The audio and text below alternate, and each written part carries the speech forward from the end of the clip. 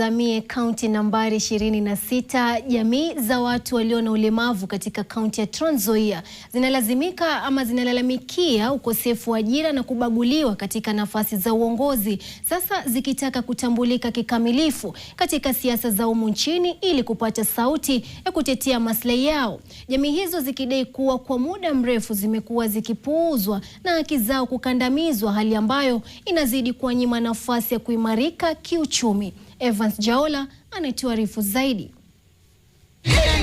Jamii hiyo inaendelea kujikakamua kupigania haki zake zinazodaiwa kukandamizwa, huku baadhi ya nafasi zake zikichukuliwa na watu wenye ushawishi katika jamii.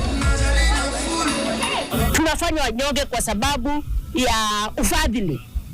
Wanachukua mlemavu ni mtu wa kupewa tokenism. We are beyond tokenism. We want to achieve and demand what is rightfully ours. Tumekataa corruption kwa sababu walio na pesa na hawana masomo wanachukua nafasi ya mlemavu ambaye amesoma lakini hana pesa ya kununua kazi. Kwa sasa wakazi hao wanaoishi na ulemavu wanahoji kuwa njia pekee ya kupigania maslahi yao ni kujitosa katika ulingo wa siasa ili kupata uwakilishi pamoja na sera zitakazowatetea kubadili hali yao ya maisha.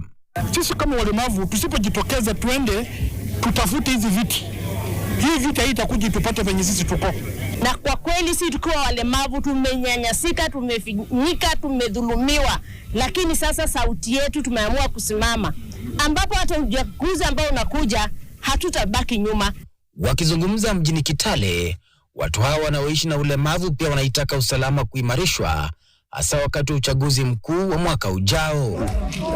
Kusiwe na furugu kwa sababu hatuwezi kukimbia na wheelchair, hatuwezi kukimbia na crutches. Tunataka security. Na hii security inatoka kuelimisha umma kati yao, yani wajue kati yao walemavu pia ni binadamu.